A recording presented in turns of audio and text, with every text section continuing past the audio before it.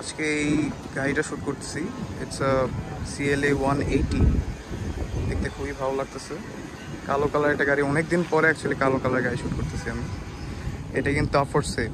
এই যে ফ্রন্টলাইন অটোসে কোনো ধরনের ডিটেলস এনিথিং যদি জানতে হয় ফ্রন্টলাইন অটোসে নক করবেন।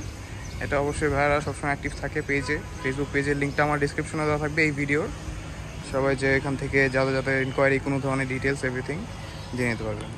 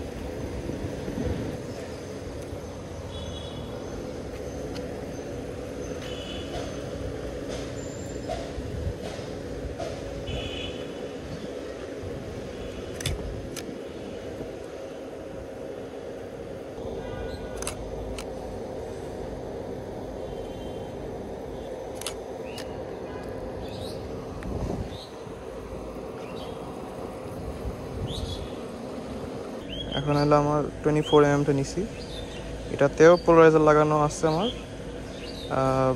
সবচেয়ে মজার জিনিস হলো যে আমি আমার 50mm জন্য একটা পোলারাইজার কিনছি।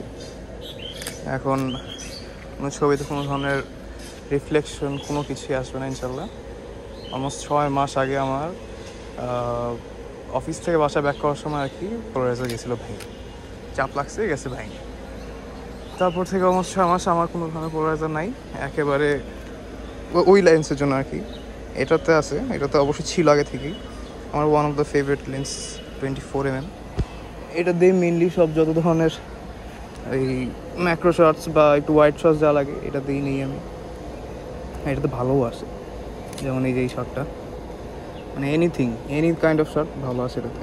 আবার মাঝে মধ্যে রোলিং শটসও নেওয়া যায় এটা দিয়ে, আর ওটাও মানে খারাপ আসে না, ভালোই আছে।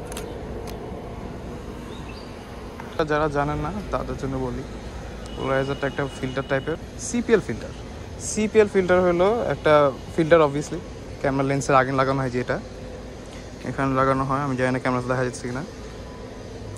তো এটা বেসিকলি সব ধরনের যত থাকে এই রিফ্লেকশন থাকে, যে যেমন এই আমার গাড়িতে নর্মাল একটা রিফ্লেকশন পড়তেছে হবে, আমি জাস্ট ফিল্টারটা ঘুরে দিলে রিফ্লেকশন সব চলে যাবে, জাস্ট গাড়িটা ভালো মতো দেখা যাবে, আশেপাশে যত পাতা পোতা যা আছে এগুলো থেকে রিফ্লেকশন সরে যাবে।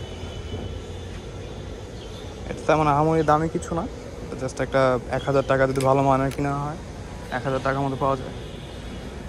তো ছোটো একটা জিনিস, ছোটো একটা ফিল্টার, এই যে এখানে লাগায়, তেমন বড় কিছু না, বাট ফটোগ্রাফিতে এরকম ছোটো ছোটো জিনিসগুলোই বড় বড় ডিফারেন্স ক্রিয়েট করে।